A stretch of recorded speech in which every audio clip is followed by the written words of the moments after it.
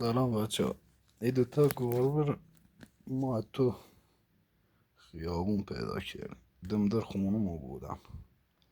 بیزوانه دوتاشون مریض. یکی که یعنی خدا نیار همجوری زیرش خون میره. بردم دام پزشکی. یکی نامردتر بی وجدانتر ولی 3000 دارو ما دادن بی بیزوان سنیم.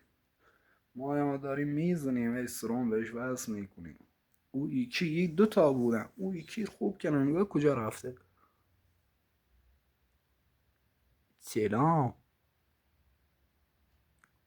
سلام ببری.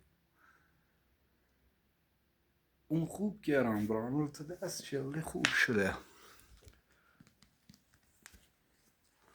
نه سلام سلام.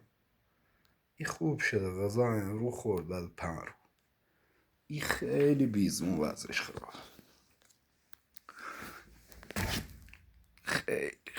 خیلی الهی ما قربونت برم. کاش که تو خوب میشدی. غصه من توی زندگی شده تو. الهی خوب بشی بابا. ای خدا اینم قسمت زندگی اینایه. این بیزمو همجا خون از زیرش میره. تا الان هم خدا تو من خرد شو کردیم ولی چه فاید. نامردا میری دام پزشکی فقط می پول بده.